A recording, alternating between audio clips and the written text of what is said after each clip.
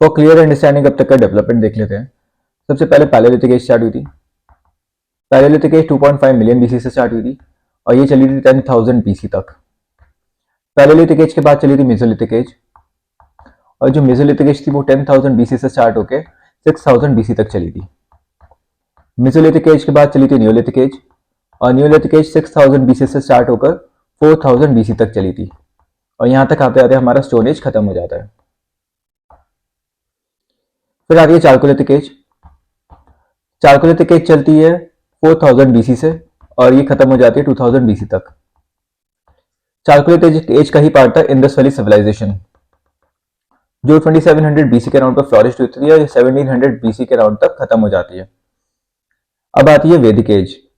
वैदिक एज चलती है 1500 बीसी से और 600 बीसी तक। वैदिक एज में हमने दो पार्ट देखा था, एक तो ऋग्वैदिक एज जो 1500 बीसी से 1000 बीसी तक चलता है, और फिर लेटर वैदिक एज जो 1000 बीसी तक 600 बीसी तक चलता है।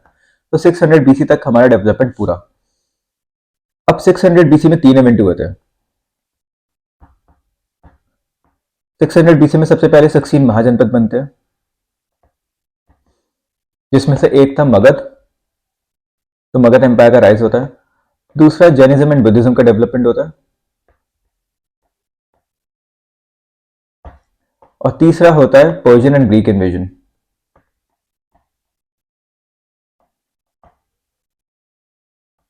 जो मगध एम्पायर होता है उसमें 3 डायनेस्टी होती थी।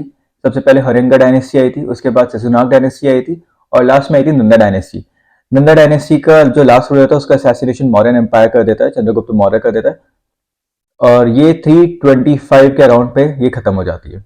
ऐसे ही पर्शियन इन्वेजन में सबसे पहले साइरस आता है जो पर्शियन थे, और फिर ग्रीक में अलेक्जेंडर आते हैं, और ये भी 327 बीसी के अराउंड पे आते हैं। तो अब हमारा यहाँ तक का जो पीरियड है वो कंप्लीट हो गया। तो हमें जो देखना है वो 325 बीसी के अराउंड से देखना है। ठीक है, 325 बीसी में मॉडर्न पीरियड स्टार्ट हो जाता है, और जो मॉडर्न पीरियड चलता है वो चलता है 185 बीसी तक। 185 बीसी में लास्ट मॉडर्न की डेथ हो जाती है, और उसके बाद शुंगा डायनेस्टी का एस्टैब्लिशमेंट हो जाता है।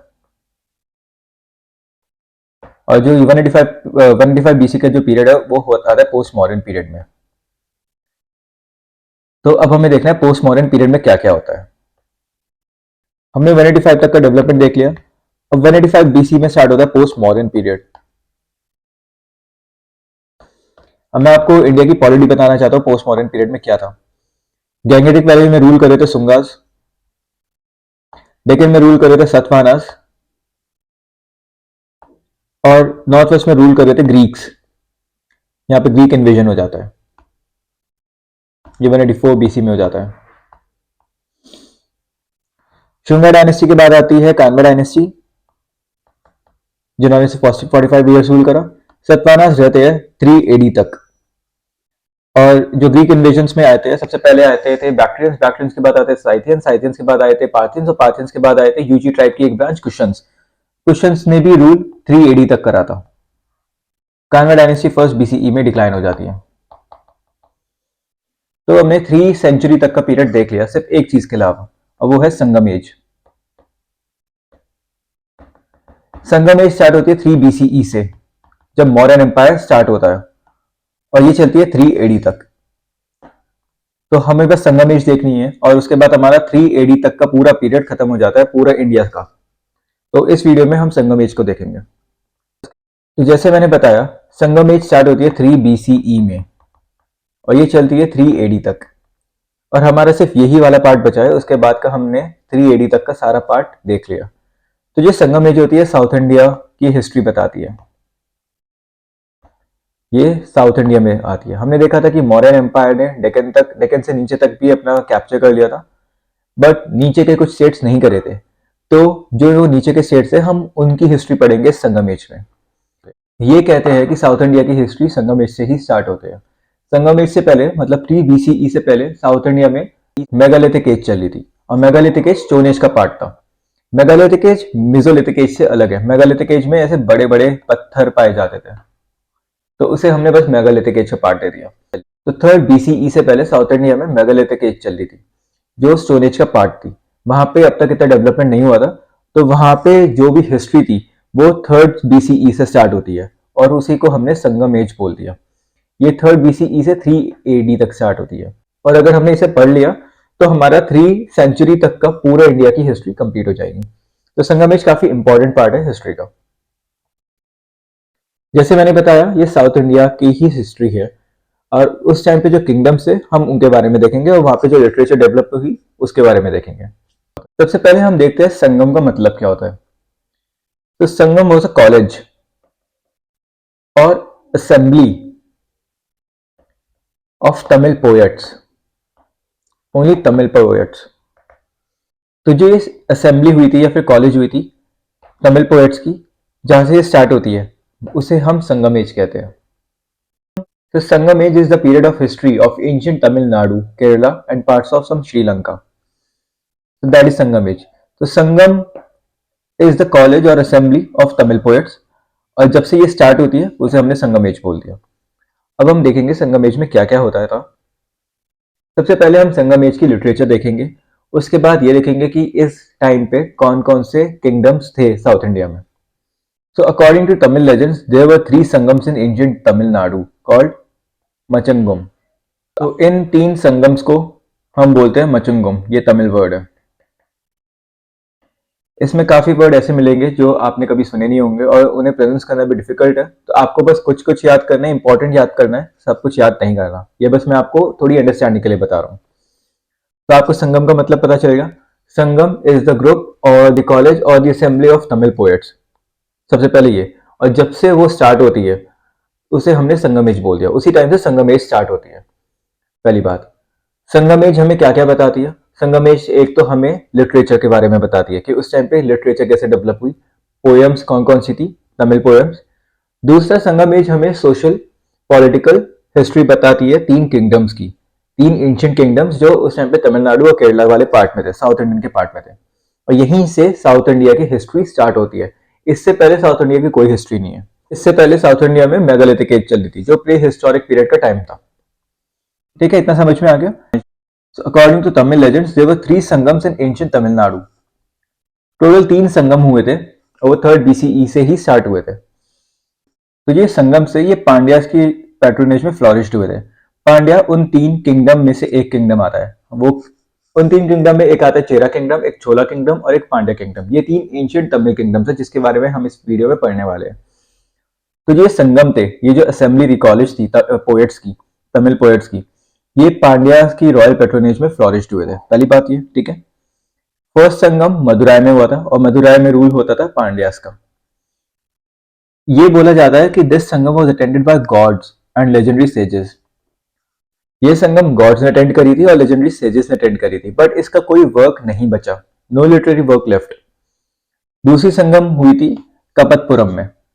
कपतपुरम एक प्लेस ही है एंड इसके सारी लिटरेरी वर्क खत्म हो चुके हैं, सिर्फ एक बचा है और वो काफी इंपॉर्टेंट है, ये नाम आपको याद रखना है। इसका नाम है तोलका पीएम, और इसके जो ऑथर थे वो थे तोलका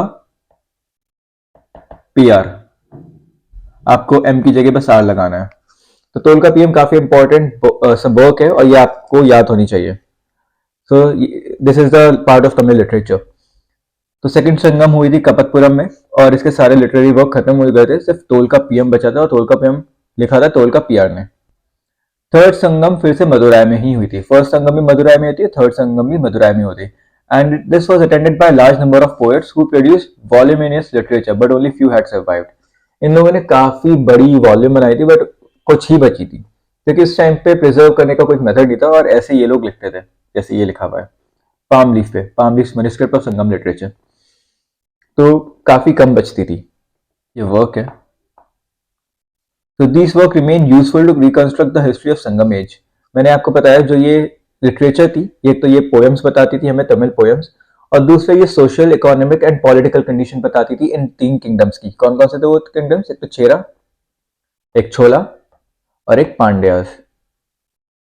इन तीनों किंगडम के बारे में हम पढ़ेंगे और पांड्यास की ही रॉयल पैट्रोनेज में ये संगम फ्लॉरिश्ड हुई थी। मतलब जो ये तमिल वर्क था, तमिल लिटरेचर जो बनी थी, ये जो ये कॉलेज ऑफ पोएट्स था, पांड्यास की ही रॉयल पैट्रोनेज में ये फ्लॉरिश्ड हुआ था। इतना समझ में आ गया।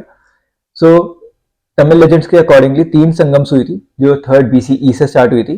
तो तमिलनाडु और साउथ इंडिया की हिस्ट्री यहीं से स्टार्ट होती है, जिसे हम मचंगम बोलते थे। ये जो संगम थी, ये पांड्याज की रॉयल पेट्रोनेज में फ्लोरिश हुई थी। फर्स्ट संगम मदुराई में हुई थी, जिसे गॉड्स और लेजेंडरी सेजेस ने अटेंड करा था, जिसका कोई लिटरेरी वर्क नहीं बचा। सेकंड संगम कपतपुरम में हुई थी, जिसके सारे लिटरेरी वर्क खत्म हो गए, सिर्फ एक को छोड़ के, तोल का पीएम, और इसके ऑथर थे तोल का पीआर। ये इंपॉर्टेंट है, ये आपको याद होना चाहिए।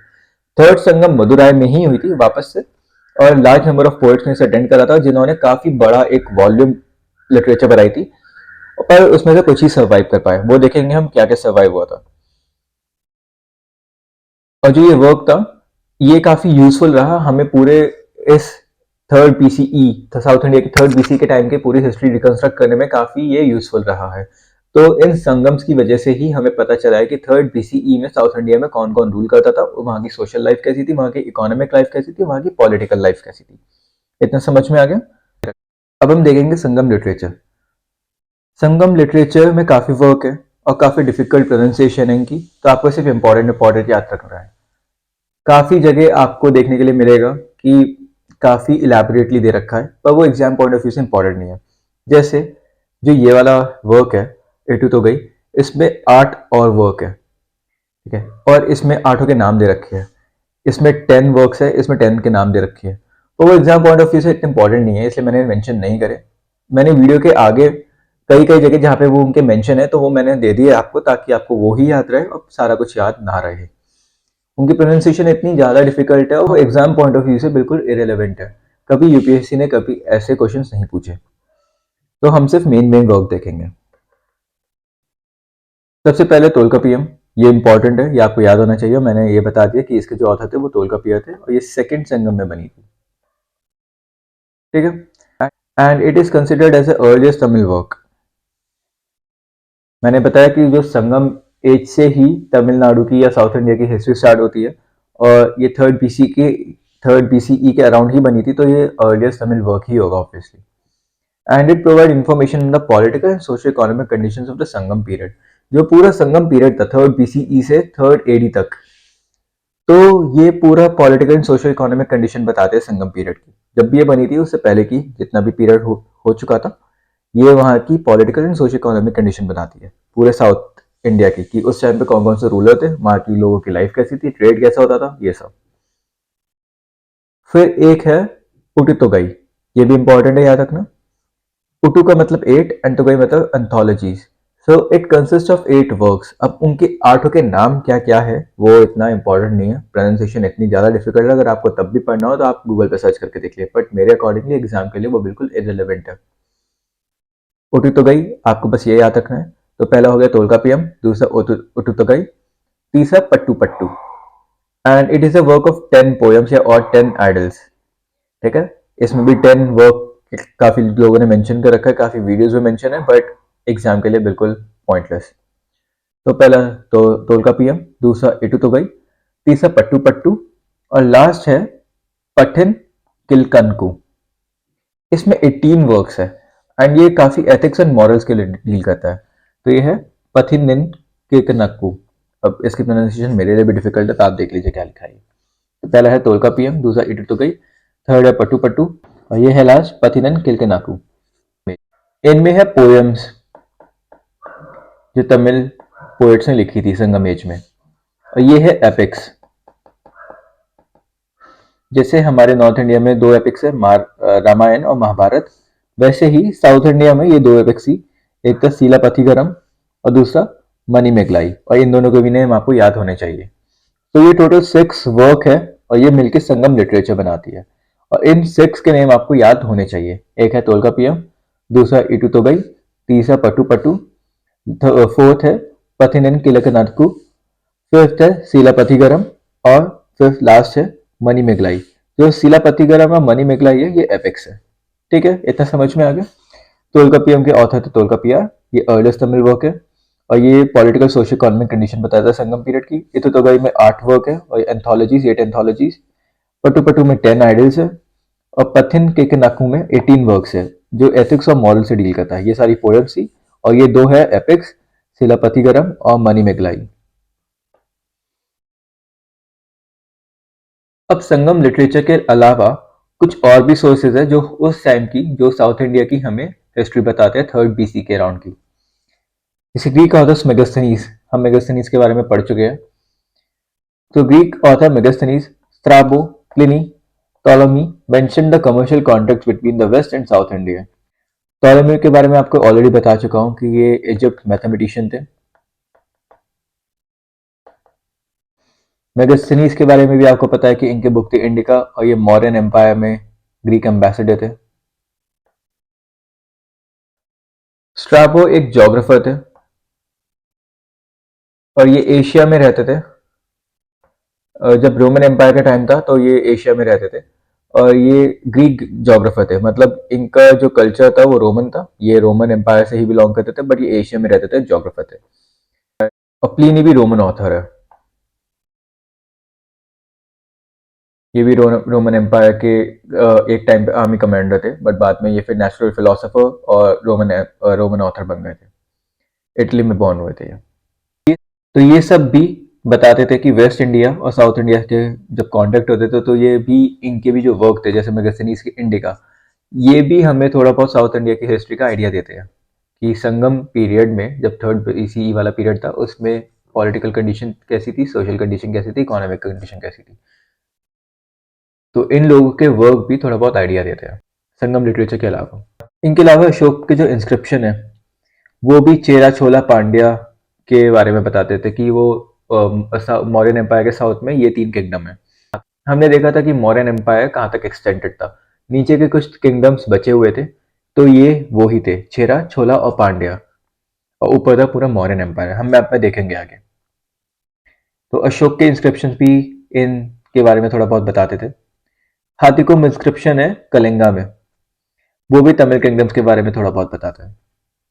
और साउथ इंडिया में काफ़ी जगह एक्सिबिशन हुई थी तो वो भी थोड़ा रिवील कर दिया कि ओवरसीज एक्टिविटीज़ होती थी तमिल्स की बाहर के देशों के साथ, जैसे श्रीलंका के साथ हो गई। और सबसे ज़्यादा इनका कॉन्टैक्ट था रोमन्स से। हमें रोमन एम्पायर के काफ़ी कॉइन्स यहाँ पे साउथ इंडिया में मिले गए हैं। तो ये कुछ सोर्सेज है जो हमें साउथ इंडिया की हिस्ट्री बताते हैं संगम एज की, संगम लिटरेचर के अलावा। संगम लिटरेचर का पीरियड हम ऑलरेडी देख चुके हैं। तो जो सबसे बड़ा फैक्ट है जिसकी वजह से हमें पता चलता है कि संगम एज इसी टाइम पे हुई थी वो ये था कि श्रीलंका के एक राजा थे वेदबग्गु टू, और जो चेरा हमने किंगडम देखा संगम एज का, अभी हम आगे देखेंगे। चेरा के एक राजा थे सेंगुबुटम, ये दोनों एक ही टाइम पे थे, ये दोनों कंटेम्प्रेरीज थे। तो इसी के बेसिस पे हमें इनका पीरियड पता था जो बग्गू का। वहां पे श्रीलंका में जो मिले होंगे कुछ इंस्क्रिप्शंस या फिर आर्कियोलॉजिकल एविडेंस या लिटरेरी एविडेंस, उसकी वजह से इनका पीरियड पता होगा। और उसी से हमें ये भी पता चलता है कि जो ये चेरन सिंगोवटम है, जो चेरा डायनेस्टी का एक रूलर थे, ये दोनों कंटेम्प्रेरी थे। तो इससे हमने बताया कि जो ये पीरियड था ये 3rd BCE से 3rd AD तक था। और हमने दीपावंश महावंश के बारे में भी पढ़ा था जिसमें ये बता रखा था कि अशोक ने कैसे बुद्धिज्म को श्रीलंका में स्प्रेड कर अपने बेटा और बेटी के थ्रू। तो दीपावंश महावंश ने हमें ये भी बताया था। इसी से दीपावंश महावंश से भी हमें ये पता चलता है कि जो संगम का पीरियड था वो 3rd BCE से 3rd AD तक का था। ठीक है, इसमें ज्यादा कुछ नहीं है। अब हम पॉलिटिकल हिस्ट्री देखते हैं, मतलब अब हम उन किंगडम्स के बारे में पढ़ते हैं। सबसे पहले हम पढ़ेंगे चेरास के बारे में। तो आप देखिए ये पूरा मौर्यन एम्पायर था, ठीक है, और मौर्यन एम्पायर यहां तक था। ये देखा था हमने, यहां तक उन्होंने एनेक्स कर रखा था पूरा। पर ये वाला एरिया, हाँ, ये वाला एरिया नहीं कर रखा था। तो इसमें ही ये 3 किंगडम्स थे। चेरास यहां पे था, तो जो ये वाला पार्ट है ये चेरास का है। तो दे ruled over the modern Kerala and capital मंजी में थी। जो आज का केरला है वहीं पे ये लोग रूल करते थे पहले, और उसकी इनकी कैपिटल वंजी में थी। इनके कुछ सी पोर्ट थे इंपॉर्टेंट, यहाँ पे सी पोर्ट है जिसकी वजह से ये ट्रेडिंग करते थे रोमन से या फिर श्रीलंका से और बाकी कंट्री से भी। एक था टोंडी और एक था मुजरी, ये नाम याद करने हैं आपको। एक है पॉपुलर इंस्क्रिप्शन, ये 1st सेंचुरी एडी में बना था और ये चेरा रूलर्स की 3 जनरेशन के बारे में बताते हैं। मतलब चेरा रूलर्स के 3 किंग, पूरी चेरा डायनेस्टी के बारे में थोड़ा बहुत ये आइडिया देता है, उसके 3 किंग के बारे में। हम उन्हें देखेंगे कौन कौन थे। इस इंस्क्रिप्शन के अलावा, पॉपुलर इंस्क्रिप्शन के अलावा, एक वर्क है पदीरुपट्टू। पदीरुपट्टू ये है पार्ट है इटुटुगई का। इटुटुगई मैंने बताया था संगम लिटरेचर था और उसमें 8 वर्क्स थे, तो उसी में एक वर्क था पदीरुपट्टू। तो ये नाम आप देख लीजिएगा, याद करना है तो, वरना मत करिए, कोई नहीं। तो पदीरुपट्टू एक वर्क था एटुटुगई में। तो ये बताता है चेरा किंग्स के बारे में, ये इन्फॉर्मेशन देता है। तो चेरास रूल करते थे मॉडर्न केरला में और इनकी कैपिटल थी वंची। इनके दो इंपॉर्टेंट सी पोर्ट थे, एक टोंडी और एक मुसिरी। पुफुलर इंस्क्रिप्शन इनके बारे में थोड़ा बहुत बताता है कि 3 किंग्स थे चेरा डायनेस्टी में। और पदीरापट्टू जो एक वर्क है एटुटुगई में, ये भी चेरा किंग्स के बारे में इंफॉर्मेशन देता है। इतना सिंपल है। उन 3 किंग्स के नाम देख लेते हैं। सबसे पहला नाम है पेरम सोरू उद्यान चेरलथन। दूसरा नाम है इमाया वरम्बन नेदुन चेरलथन। और तीसरा नाम है चेरन सेंगु बटन। तो पहला नाम है पेरुम सोरू उदयान चेरलथन। दूसरा नाम है इमाया यरमम्बम नेबम चेरलथन। और तीसरा नाम है चेरन सेंगु बटन। ये 3 काफी फेमस रूलर्स थे इस चेरा डायनेस्टी के। हमें बस चेरन सेंगुटू बटन के बारे में पढ़ना है क्योंकि ये काफी पावरफुल रूलर थे। तो Cheran Senguttuvan belong to second AD, ये सेकेंड सेंचुरी के आसपास थे। और उनके जो छोटे भाई थे इलांगो एडिगाल, वो ही ऑथर थे सीलापट्टिगरम के। और हमने देखा सीलापट्टिगरम एक एपिक थी, तमिल एपिक। तो चेरन सेंगु बटन सेकेंड एडी में थे और उनके छोटे भाई इलांगो एडिगाल सीलापट्टिगरम के ऑथर थे। इनका सबसे इंपॉर्टेंट पॉइंट है कि इनका एक्सपीडिशन था हिमालयस तक। ये बोला जाता है कि यहां से ये यहां तक गए थे हिमालयस के, बीच में जितने भी मोनार्क्स आए थे उन सबको डिस्ट्रॉय कर दिया था और यहां से एक स्टोन लाए थे वापस। So he introduced the Patini cult. Patini is wife. So he introduced the Patini cult or the worship of Kanagi as the ideal wife of Tamil Nadu. ये इन्होंने कल्ट स्टार्ट करा था कि आइडल पत्नी कौन होनी चाहिए या कैसी होनी चाहिए। The stone for making the idol of Patni was brought by him from Himalayas. ये अपनी वाइफ के लिए एक ये लाए थे और उससे कुछ आइडल बनाया था, आइडल ऑफ पत्नी बनाया था इन्होंने। स्टोन लाए थे ये हिमालय से लाए थे। तो बस चेरास का यही इंपॉर्टेंट था। चेरन सेंगु बटन इंपॉर्टेंट किंग है, आपको यही याद रखना है और इनके सोर्स याद करना है कि हमें इसका कैसे पता चला। तो एक तो पुफुलर इंस्क्रिप्शन से 3 डायनेस्टी के बारे में पता चलता है और एक पदिरुपट्टू जो पार्ट है ईटू तोगाई का, कुछ ऐसा ही है, उससे हमें पता चलता है। तो ये चेरास के बारे में था। अब हम छोलास के बारे में देखेंगे। तो छोला का रीजन ये वाला था। चेरा हमने देखा मॉडर्न केरला, छोला का ये वाला एरिया था। Chola kingdom of the Sangam period extended from modern Tiruchi district to southern Andhra Pradesh. जो तिरुचि डिस्ट्रिक्ट है आज की, और ये सदर्न आंध्र प्रदेश तक फैला हुआ था। इनकी जो कैपिटल थी वो थी उरायूर। बाद में इन्होंने पुहार में शिफ्ट कर दी थी, तो पहले इनकी कैपिटल इरायूर होती थी और बाद में पुहार में शिफ्ट कर दी थी। करिकल करिकल काफी फेमस किंग है छोला के और ये आपको पता होना चाहिए। ये छोला मॉडर्न छोला नहीं है, हम एक इंपीरियल छोला भी पढ़ेंगे आगे, बट ये एंशियंट या फिर संगम छोला है। ठीक है, हम देखेंगे बाद में। तो करिकल काफी फेमस किंग थे छोलास के। पटिना पलाई ये पार्ट है पट्टू पट्टू का। पट्टू पट्टू हमने देखी थी, एक संगम लिटरेचर का पार्ट है। तो पट्टू पट्टू का एक वर्क है पटिना पलाई, इसमें 10 वर्क्स होते थे, है ना। तो उसी का एक वर्क है पटिना पलाई और इसमें करिकल की थोड़ी अर्ली लाइफ के बारे में बता रखा है, उसके मिलिट्री कॉन्क्वेस्ट के बारे में भी बता रखा है। सबसे इंपॉर्टेंट जो बैटल थी वो थी बैटल ऑफ वेनी। उसमें इन्होंने माइटी कॉन्फिडेंसी को डिफीट करा था। उसमें 6 राज थे, ये पांड्यास ये लोग मिले हुए थे और कुछ 11 माइनर चीफटेन्स थे। इन तीनों किंगडम्स के अलावा कुछ चीफटेन्स भी थे यहाँ पे। तो इनकी पूरी कॉन्फिडेंसी को इन्होंने अकेले ने डिफीट करा था करिकल ने। This military achievement made him the overlord of whole Tamil Nadu. और इसकी वजह से ये जो तमिल वाला एरिया था, संगम एज का जितना भी ये एरिया था, उसका ओवरलॉर्ड बना दिया था। Karikal was responsible for the reclamation of forest land and brought them under cultivation, thus adding prosperity to the people. अब जो हमने देखा था आयरन एज ऑलरेडी स्टार्ट हो चुकी थी, खत्म भी होने वाली थी, इनफैक्ट 200 BC में खत्म हो जाती है। यहाँ पे थोड़ी लेट आई थी, पर जब आई तो एग्रीकल्चर काफी स्टार्ट हुआ। पर ये वापस फॉरेस्ट को डिफॉरेस्टेशन करने की कोशिश करते थे ताकि लोगों को प्रॉस्पेरिटी मिले, उससे पैसा आए। तो ये सब ये काम करते थे।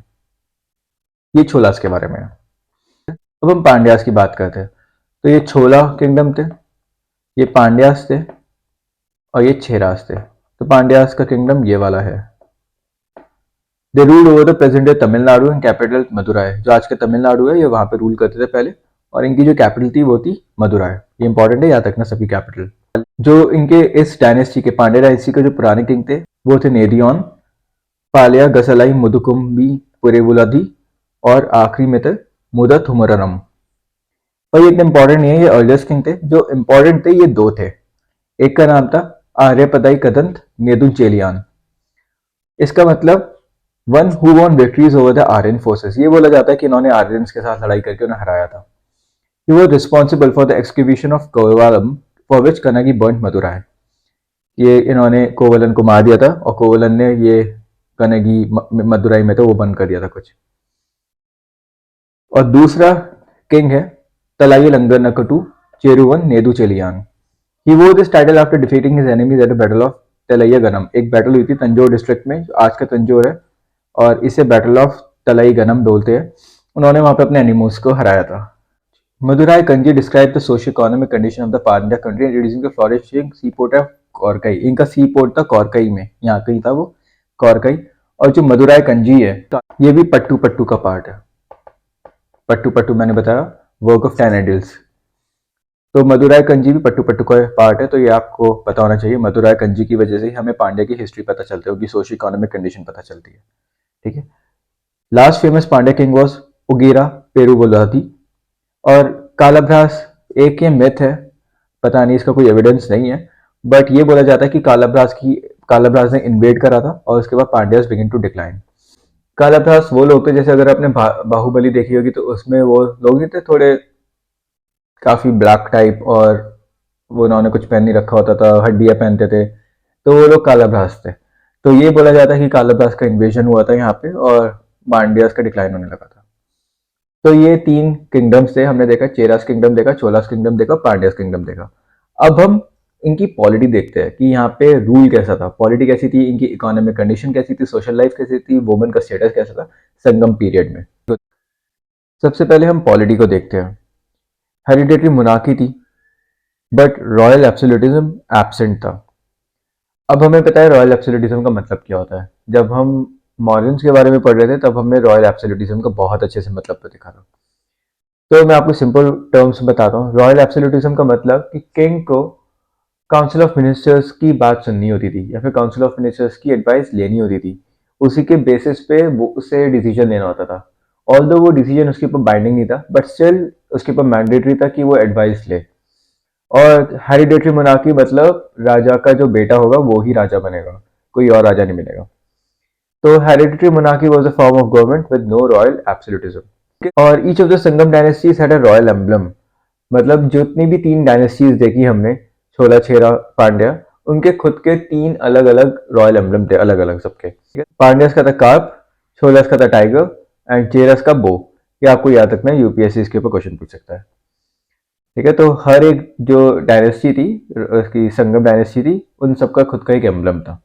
इंपीरियल कोड और अवई was attended by number of chiefs and officials. अवई उनका कोर्ट को कहते थे, जो राजा का कोर्ट था जहाँ पे सारा दरबार लगता था, लोग अपने आके प्रॉब्लम बता देते हैं, कुछ भी जहाँ पे पूरा मीटिंग चलती थी उसे अवई बोलते थे और इंपीरियल कोर्ट बोलते थे।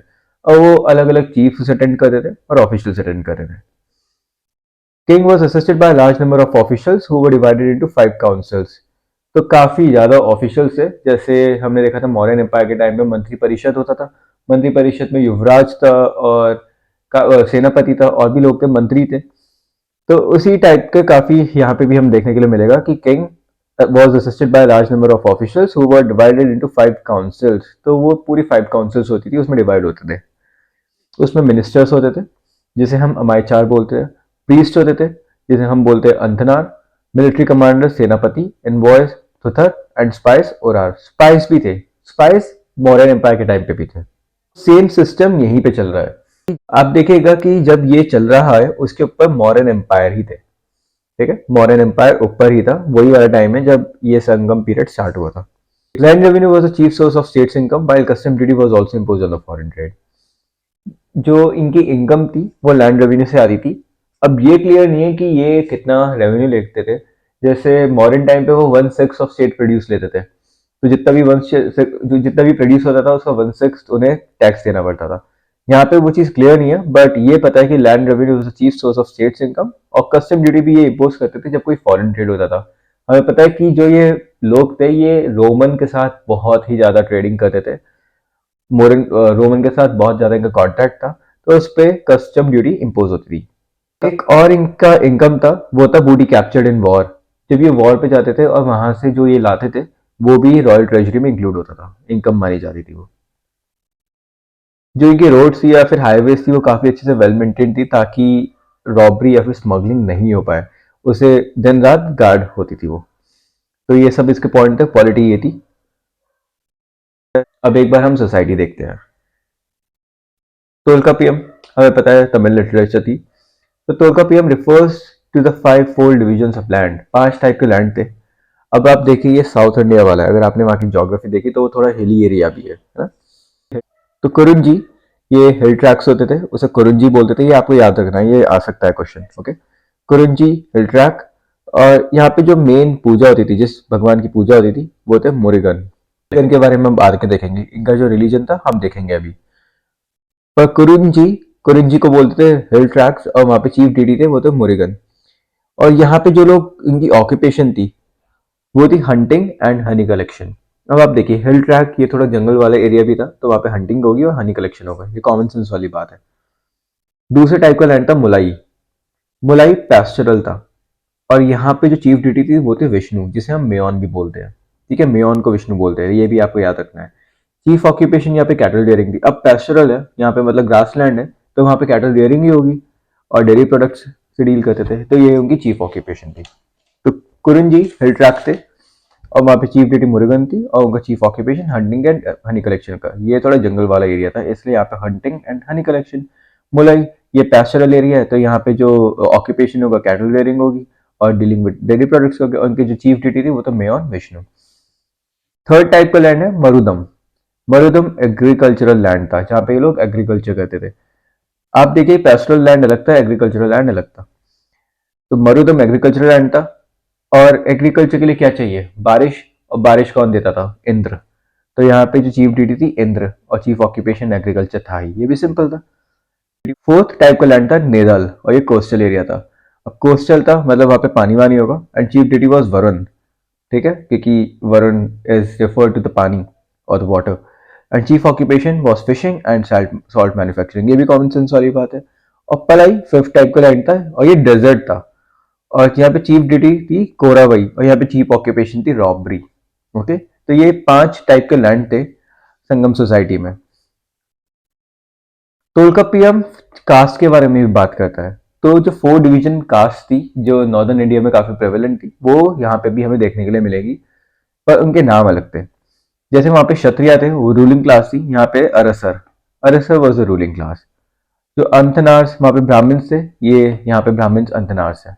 ठीक है, वहां पे वैश्य, ये सब ट्रेड एंड कॉमर्स करते थे। यहाँ पे वनीगर, वनिया होते हैं ना, वनिया भी ट्रेड एंड कॉमर्स में हो जाए, तो वनिया से आप वनीगर्स कर सकते हैं।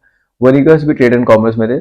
वहां पे शूद्र थे, जिसका काम था इन तीनों कास्टों को सपोर्ट करना या असिस्ट करना, हेल्प करना। पर यहाँ पे शूद्र वाला सिस्टम नहीं है, यहाँ पे वेलालास था जो एग्रीकल्चरिस्ट थे। अब हम एक बार रिवीजन देखेंगे उनका। प्राइमरी डीडी वॉज सियोन और मुरुगन। हमने देखा मुरुगन था एक गॉड थे, और उसे सियोन भी बोलते थे। Worship of Murugan was having an ancient origin. Festivals related to Murugan was mentioned in Tamil literature. Tamil literature में फेस्टिवल्स के बारे में भी देखा है जो मुरुगन से रिलेटेड है, ये आपको बस याद रखना है, कुछ ज्यादा इंपॉर्टेंट नहीं है। मेयॉन विष्णु को बोलते थे, विनंदन इंद्र को बोलते थे, वरुण थे, और कोरावाई भी हमने देखे थे, ये डेजर्ट वाले गॉड थे। हीरो स्टोन वर्शिप और Nadukal worship was prevalent in the Sangam period. एक टाइप के स्टोन्स थे, जैसे आप देख रहे हो, ऐसे स्टोन इरेक्टेड थे, और इनकी वर्शिप करते थे। नदर्न इंडिया में आइडल वर्शिप प्रेवलेंट थी, और सदर्न इंडिया में नदुकल वर्शिप प्रेवलेंट थी। ऐसे स्टोन्स की वर्शिप करते थे जिसपे ये सब स्कल्पचर्स बने हुए थे। ठीक है, इसे हीरो स्टोन वर्शिप या नदुकल वर्शिप बोलते हैं। अब हम वुमेन की पोजीशन देखते हैं। वुमेन पोएट्स थी अवायार, नचचलेयार, ककाई पदनियार। ये नाम इंपॉर्टेंट नहीं है, बट फिर भी आपको पता होना चाहिए। वुमेन पोएट्स थी, और वो चास्ट लाइफ काफी रहती थी। आपको चास्ट लाइफ बताते, मतलब एक तरीके से शादी नहीं करना। And it was considered the highest virtue of women, और इसे काफी हाई लेवल की इज्जत देते थे ये लोग। लव मैरिज काफी कॉमन प्रैक्टिस थी, बट विडो की जो लाइफ थी वो काफी मिजरेबल थी। प्रैक्टिस ऑफ सती भी थी, और जो हाईएस्ट स्ट्रेटा थी सोसाइटी की, मतलब जो क्षत्रिय और ब्राह्मण्स वाली क्लास थी, उसमें बहुत ही ज्यादा प्रेवलेंट थी sati practice. The class of dancers were patronized by the kings and nobles. Dancers के अभी एक अलग ग्रुप था और वो किंग एंड नोबल्स काफी पसंद करते थे। हम अब देखते हैं वहां की फाइन आर्ट क्या थी। पोएट्री थी। पोएट्री तो होगी, जब संगम पीरियड चल रहा था तो पोएट्री तो होगी, obvious. Music and dancing were popular among the people. Music भी था एंड डांसिंग भी था। सिंपल। जो डोनेशंस थे वो दिए जाते थे पोएट्स को। संगम एज बोलते हैं तो मतलब पोएट्स की काफी वैल्यू थी, तो उन्हें भी काफी डोनेशन देते थे। किंग देता था, नोबल्स देते थे और चीफ्टेंस देते थे।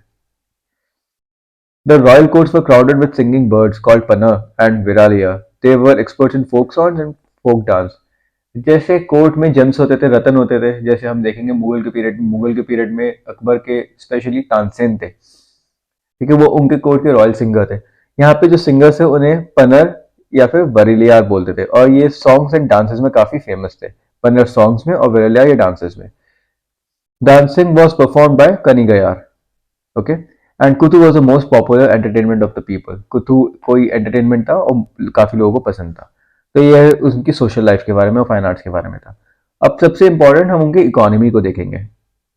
Agriculture was a chief occupation. सबसे ज्यादा वहां पे एग्रीकल्चर चलता था, और उसमें भी rice was a common crop. Rice सबसे ज्यादा करते थे। पैडी कल्टिवेशन सबसे ज्यादा होती थी। उसके अलावा ragi, sugarcane, cotton, pepper, ginger, turmeric, cinnamon and variety of fruits were the crops. ये आपको याद रखने हैं। Jackfruit and pepper were the famous in the Chera country. The handicrafts include weaving. अब handicrafts देखेंगे हम। वहाँ पे weaving होती थी, मेटल वर्क था, कारपेंट्री थी, शिप बिल्डिंग थी, क्योंकि वो लोग ट्रेड करते थे और मोस्टली वो लोग ट्रेड करते थे रोमन के साथ, तो शिप बिल्डिंग काफी नेसेसरी थी। And making of ornaments. ये सारे वो ही सब कुछ है जो हमने देखा था जब हमने स्टोन एज कंप्लीट करी थी, और उसके बाद जो जो चीजें आई थी वो सब इसी संगम पीरियड में थी, क्योंकि यहाँ पे स्टोन एज काफी लेट खत्म हुई थी। तो जो डेवलपमेंट नॉर्दर्न इंडिया में हुए थे पर वो काफी पहले हुए थे, जैसे वैदिक एज में हो चुके थे, वो अब यहाँ पे हो रहे हैं। Both internal and foreign trade was well organised. It was mostly based on the barter system. अब आप देखिए ऊपर तो कॉइन चल रहे हैं, पर यहाँ पे बार्टर सिस्टम अभी भी है। यहाँ पे भी कॉइन थे, बट मोस्टली जो ट्रेड होता था वो बार्टर सिस्टम पे होता था। तो एक तरीके की ये नॉर्दर्न इंडिया की वैदिक एज है। External trade was carried between South India and the Greek kingdoms, or Greek maybe Roman. The port city of Puhar became an emporium foreign trade. ये पुहार उनकी पोर्ट सिटी थी, ये आपको याद रखना है। The main exports of the Sangam age were cotton fabrics. ये cotton fabric सबसे ज्यादा एक्सपोर्ट करते थे, और पेपर करते थे, जिंजर करते थे, cinnamon, टर्मरिक, आइवरी प्रोडक्ट्स, क्योंकि जंगल थे तो आइवरी काफी इजीली अवेलेबल थी। पर्ल्स एंड प्रीशियस स्टोन्स भी ये लोग एक्सपोर्ट करते थे। और इंपोर्ट में क्या करते थे? Gold, horses and sweet wine, ये सबसे ज्यादा इंपोर्ट करते थे। अब हम देखेंगे संगम पीरियड का डिक्लाइन कैसे हुआ। थर्ड सेंचुरी आ चुकी थी and Sangam period saw the decline. सबसे ज्यादा जो माना जाता है वो था द कालाभ्रास। कालाभ्रास में आपको बता चुका, जो बाहुबली मूवी में एक ट्राइब आती है जिसके साथ वो लोग लड़ाई भी करते हैं, काले काले से लोग होते थे वो, एंड कुछ नहीं पहनते थे, बस वो हड्डी अपने नेक पे लगाते थे, कुछ ऐसा था ना, उन्हें कालाभ्रास कहते थे। इस टाइप के लोग थे वो कुछ। So the Kalabras occupied the Tamil country for about 2.5 centuries, और काफी ज्यादा तक इन लोगों ने रूल करा था, और इसे हम तमिल डार्क एज भी बोलते हैं। जैसे तमिल की डार्क एज बोलते हैं, जब कालाब्रास ने रूल करा था। भी है, हमें ज्यादा उनके बारे में कोई इन्फॉर्मेशन नहीं है, बट हमें ये पता है कि इन्होंने इन्वेट कर दिया था और उसकी वजह से डिक्लाइन होने लगा था। जैनिज्म एंड बुद्धिज्म काफी प्रोमिनेंट हो गया था इस पीरियड में। वो लोग बिलीव करते थे ब्राह्मणिज्म में, पर धीरे धीरे जैनिज्म एंड बुद्धिज्म कॉमन होने लगा, तो धीरे धीरे वो चीज, उनका जो कल्चर था वो भी डिक्लाइन होने लगा। और लास्ट में क्या हुआ? पल्लव्स नॉर्दर्न तमिलनाडु में स्टैब्लिश हो गए थे, इन्होंने अपना किंगडम स्टैब्लिश कर दिया था। पांड्यास यहाँ पे सदर्न तमिलनाडु में थे, और इन्होंने कालाभ्रास को तमिलनाडु से बाहर भगा दिया और अपना स्टैब्लिश कर दिया रूल। और इस तरीके से संगम पीरियड हमारा खत्म हो जाता है। तो संगम पीरियड में हमने सबसे पहले लिटरेचर देखी थी। वो लिटरेचर के नाम आपको याद होने चाहिए। 4 पोएम्स थी और 2 एपिक्स थे। उसके बाद हमने 3 किंगडम्स के बारे में पढ़ा, छोला, चेरा, पांड्या। वो आपको पता होना चाहिए, उसमें इंपॉर्टेंट रूलर्स क्या थे उनके नाम पता होने चाहिए, बस, और ज्यादा कुछ नहीं। और वो किस लिए फेमस थे ये पता होना चाहिए। और थोड़ी बहुत आपको उनकी सोसाइटी के बारे में पता होना चाहिए। जैसे हमने देखा कि वुमेन का स्टेटस सही था, अच्छा था, वुमेन पोएट्स भी थी, बट जो विडो का स्टेटस था वो काफ़ी बेकार था और सती का प्रैक्टिस होती थी। उसके अलावा हमने वहाँ की आर्ट देखी, हमने पॉलिटिक्स देखी कि रॉयल एब्सोल्यूटिज्म नहीं था, मोनार्कियल फॉर्म ऑफ गवर्नमेंट थी। तो ये सब आपको थोड़ा बहुत पता होना चाहिए संगम पीरियड के बारे में, वरना इसके ऊपर ज़्यादा क्वेश्चंस आते नहीं है, बट फिर भी अब पता होना चाहिए। तो इस चैप्टर के बाद हमने थर्ड एडी तक की पूरी हिस्ट्री देख ली। अब एंशिएंट हिस्ट्री में काफ़ी कम टॉपिक्स बचे हैं, हमें बस थोड़े बहुत सदर्न किंगडम्स के बारे में पढ़ना है और गुप्ता एम्पायर और पोस्ट गुप्ता एम्पायर पढ़ना है। उसके बाद हमारी एंशिएंट हिस्ट्री खत्म हो जाएगी। तो नेक्स्ट वीडियो में we will study about the Gupta empire.